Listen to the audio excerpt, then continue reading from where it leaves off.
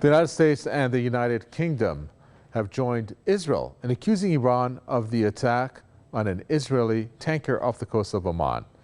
Iran has vehemently denied any involvement in the attack, dismissing allegations leveled by the Israeli regime officials, including from the U.S. and the U.K. Furthermore, an informed Iranian source says that the country will give a strong and crushing response to any measure taken against the Islamic Republic's interests and security.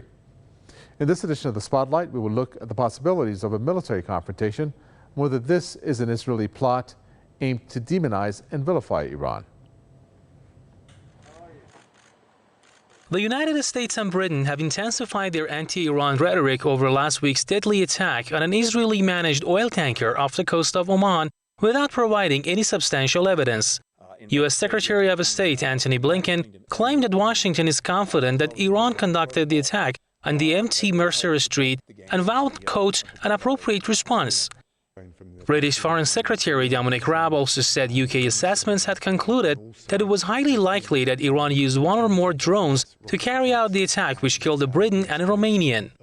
Iran, which has rejected similar accusations from Israel over the attack, came down on top American and British diplomats. Iran strongly regrets and condemns the baseless accusations made by the British Foreign Secretary against Iran, which were repeated by the U.S. Secretary of State in the same context and contained contradictory, false, and provocative accusations. The accusations also drew a strong reaction from an informed source close to the Supreme National Security Council of Iran. Iran considers the threats of Western officials and the Zionist regime to be more of a propaganda gesture.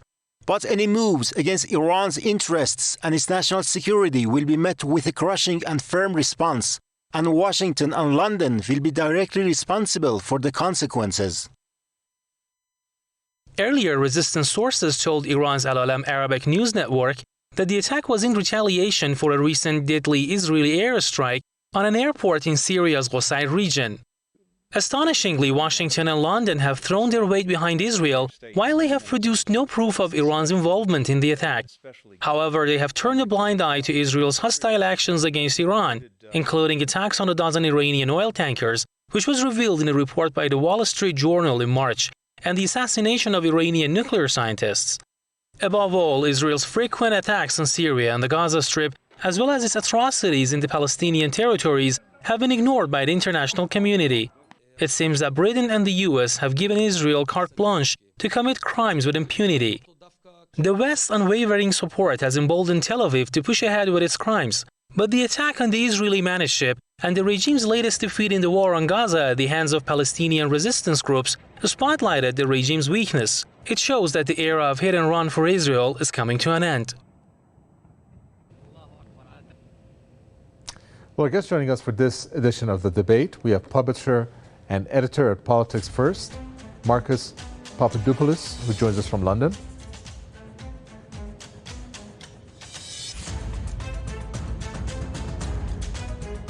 We'll also have political analyst John Busnich, who joins us from Podgorica. Okay, let me first go to you, Marcus Papadopoulos. We're looking at the fact that Iran has vehemently denied the accusations that's been leveled against it, dismissing what the Israeli regime has said regarding that attack on the vessel. The Iranian foreign minister has called the accusations childish, one of the words that he used, which he said were influenced by the Zionist lobby in the U.S. What is your take on the way that Iran is being barraged by these false accusations, as it is deemed, coming from Israel and then the UK and the U.S.? Well, I will say this first of all, that in accounting for why, in terms of conflict, the Middle East is the most volcanic part of the world, one must take into consideration, indeed, it is absolutely imperative for one to take into consideration the very real fact that Israel has a flagrant disregard and contempt for the sovereignty of neighboring countries such as Syria and Lebanon and also Iran. In the case of Syria and Lebanon, Israel on a regular basis violates the airspace and maritime waters of Syria and Lebanon. And in the case of Syria, Israel has supported terrorist forces during the Syrian conflict, most notably Al-Qaeda, as evidenced by how Israeli hospitals treated wounded Al-Qaeda fighters. And those wounded Al-Qaeda fighters were greeted by Benjamin Netanyahu on television. So when we have a look today at how Iran is being demonized, which they are being demonized, it is little surprise, because ever since the Iranian Revolution of 1979, Iran has been targeted, not just by America and Britain, but also Israel. Why? Because Iran is of immense geostrategic importance, and Israel regards Iran as being the linchpin constituting resistance to Israeli aggression in the Middle East. Okay. And therefore, it is in the interests of Israel to try and provoke a conflict between principally America and Iran. All right. Well, John Bosnish, let's take a look at what Israel has said regarding this. I'm going to go to the Premier, Naftali Bennett, who has accused Tehran of this.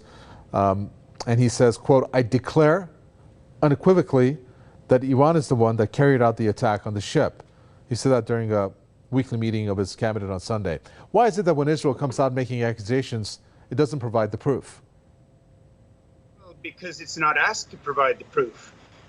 You know, we have a media system dominated by pro-Israeli forces in the United States and in most of the Western world. And that results in a very biased picture of events. So we have people automatically saying that Israel is the victim, that Iran is the perpetrator, regardless of whether there is any evidence. Let's take a look at the U.S. statement coming after what Israel has said. Marcus, and the Secretary of State Anthony Blinken has said that that upon review of the available information, we are confident that Iran conducted this attack, which killed 2 innocent people, using one-way explosive UAVs. And he said that there will be retaliatory action coming. Did that take you by surprise that the U.S. was so quick to come out, aside from accusing Iran, saying that there's going to be a retaliatory reaction or attack coming from the U.S.? No, that statement came as no surprise to me whatsoever. Firstly, Israel is the crucial conduit for American power in the Middle East. Where would America's supremacy of the Middle East be without Israel? Secondly, since when has the American government corroborated serious allegations against another government with evidence which would be held up in a legitimate court of law? The answer is rarely, if ever.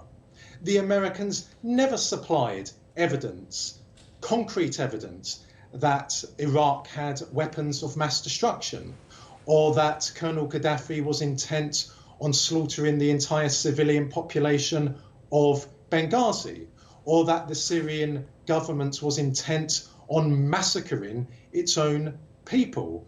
The American government makes these baseless allegations against the Syrian government, or in this case, the Iranian government, because the American government knows that its allegation will not come under scrutiny by American mainstream media. Why? Because American mainstream media is neither free nor independent. It is controlled by the American establishment. If America had a free press, indeed, if Britain had a free press, then I do not believe that American politicians or British politicians would be so confident in airing in public their allegations against Iran because they know that their allegations would be taken apart by journalists who are most robust in their work and who are diligent journalists. So the Americans know very well, as the British know, they can make any allegation against any government in the world which pursues an independent foreign policy without an ounce of evidence, because the media in their respective countries are neither free nor independent. Mm-hmm. Well, John Bosnich, this is where it gets a little bit confusing in so many words about this reaction to come. The U.S. has said that it's going to that has vowed what it calls an appropriate response is the words that Anthony Blinken used. Now, why does it get confusing? Well, you have the U.K. also adding to that support of a response to come, but then based on an Israeli newspaper, Kan, by the name of Kan, K-A-N, it reported that Tel Aviv has received a green light from Washington and London to carry out a response to the attack. So does that mean that U.S. and the U.K. are not going to have a response, but rather Israel will take care of that, or that there's one to come cumulatively? How do you see these particular stances coming? This is kind of a case like a dog chasing its own tail. You might have heard of the movie Wag the Dog. What happens here is the Israel lobby in the political systems, in the democratic political systems of England and the United States, is the single largest contributor to the extremely expensive political campaigns of both the government and the opposition. John Mearsheimer wrote a book called The Israel Lobby recently while I was working in Washington, and he stated clearly and showed the statistics that 60% of the funding for the Democratic Party came from supporters of the Israel Lobby, and 40% of the funding for the Republican Party came from the same source. So the signal comes from the lobbyists who pay the politicians to say what they need said. And unfortunately, this is a terrible, terrible attack on democracy. It results in the politicians doing what they're told by the people who pay their campaigns to keep them in office. That means Israel calls the politicians that it puts in office to declare that what Israel says is the truth. The truth is then, so-called truth in big quotation marks, is then replicated through what President Trump himself called the lying mainstream media, who then propagate it down to the local level across the entire country. So anybody in America who still trusts the mainstream media of America has been asleep for at least the past 4 to 5 years. And what is worse about this is that it allows Israel to place America and England in a situation where they are in a checkmate position, that if they do not back Israel up, they find themselves losing their seats in Parliament and losing their seats in Congress. So Israel pulls all the strings, and this is a very, very dangerous situation, not just for Iran, but a dangerous situation for anybody targeted by that same lobby. Marcus Papadopoulos, what's interesting about this report that I just mentioned coming from that newspaper of all places is the fact that it adds to the information that Israeli regime officials are currently discussing how and when to respond. And it says with possibilities that an Iranian port or a military ship could be targeted. I mean, we know from Israel, at least based on its record, that it's not going to discuss how it's going to conduct any type of action. I mean, we know that, for example, how it assassinated top Iranian nuclear scientist Fakhrizadeh. Now, of course, Iran has said, and I have to say this, according to informed sources, that it will give a strong and crushing response to any measure taken against its national interest and security, which it has blamed Britain, the U.S., and Israel for the consequences. Do you think that there's going to be this reaction coming, one that's being mulled over at this point by Israel, according to this particular report, the possibilities of an Iranian port or military ship to be the targets?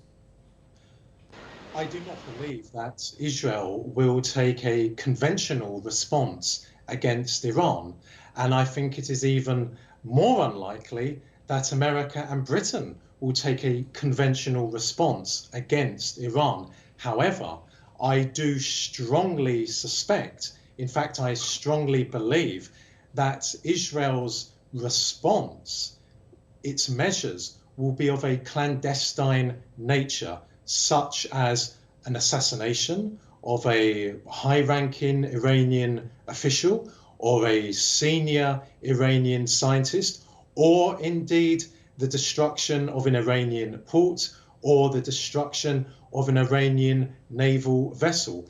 That, I do believe, is highly likely to be the response of Israel. When will the Israelis carry out such a measure? Well, it could be in the short term, it could be in the long term. And if Israel does resort to such a measure, which, as I said at the beginning of the show, would demonstrate again Israel's flagrant disregard and contempt for the concept of state sovereignty, that would provide the Iranian government with a legal recourse to take action against Israel. I do not wish to see any conflict in the Middle East. How many people, innocent people, men, women and children, have perished in the Middle East because of needless wars over decades now? However, Iran has a right to defend itself. Iran has a right to national security. If the Americans and the British and the Israelis have concrete, persuasive evidence to corroborate their assertion that the Iranian government was responsible for the attack on this Israeli-owned vessel, then they should announce it at the United Nations, and the United Nations Security Council should be allowed to study the evidence. However, the Americans and the British and the Israelis have not done that so far, and they are not going to do that. The whole point here is that Iran is a target of Washington, London, and Tel Aviv. And therein lies my concern that an escalation in this matter is possible because Iran has a right to defend itself. John Bosnish, do you think that that's a road that we're heading down with this? Most regrettably, yes, I do. I agree with every word, once again, that my fellow commentator has said today. And I think that this is a good time to remember history, because we are now just a few years after 100 years from the First World War. And the key words we were taught in school about the First World War was that the stupidest thing that any country could ever do is to give a carte blanche. In other words, a blank signed check to another country. And what has happened now is the United States and England have given a blank signed check to Israel in any amount. And Israel now has the opportunity to do whatever it wants. And as soon as it takes that action, in effect, it's taking an action on behalf of the American people and on behalf of the people of Great Britain without any democratic input, because the legislators, without voting on it, have given Israel the right to make war at will. And Iran is just one of the targets of this kind of a completely crazy repeat of what led directly to World War I. Marcus Papadopoulos, if Israel was to take any action, or any, whether US or UK, were to take any action against Iran, Iran has said, and I repeat, that it's going to obviously value any measure against its interests and national security, will be met with strong and crushing response. I mentioned the quote from Iran coming on this. Don't you think that that will definitely affect the calculations that the U.S. has made in terms of trying not to have the West Asia region in its focus, but rather to go and pursue what it has in regards to China and that area? There's no doubt about it whatsoever. Washington seeks the destruction of the Iranian Revolution to return Iran to how it was under the Shah, namely a Western client state. But I do not believe that America seeks a war with Iran, because America recognizes that the Iranian Revolution has given birth to a very strong economy in Iran, a very strong military in Iran, and has brought about a great deal of unity in Iran. And the Americans understand that a military conflict between America and Iran would result in a bloodshed and would destabilize American interests in the Middle East, principally on the Arabian Peninsula. However, I am of the opinion that Israel would very much like to see America and possibly Britain embroiled in a conflict with Iran. And again, I say this: Iran has a right to defend itself. Why is it that Israel can violate the sovereignty of Lebanon and Syria? Why is it that Israel can harass and torment and massacre Palestinians, including women and children, on a regular basis, but is never pulled before a court of law? Why is it that Israel can support Al-Qaeda in Syria, and yet when it comes to Iran, Iran is expected by the Americans and the British and the Israelis to be subservient to Western demands? Sure. Let me address those questions to John Busnish there in conclusion. Go ahead. Well, this is a most dangerous situation. There is zero accountability now for whatever action Israel wants to take. Israel set this situation up. Israel bought its legislators in America and in England. Israel has the weapons supplied to it by foreign countries as foreign aid, and Israel now has the right to make any kind of illegal war crime attack on Iran at any time. And this tells us that not just Israel, but those who control the United States and those who control England have zero respect for international law and have zero respect for the concept itself of justice. Because if you believe in justice, then you know that justice takes time and it takes investigation to find the truth.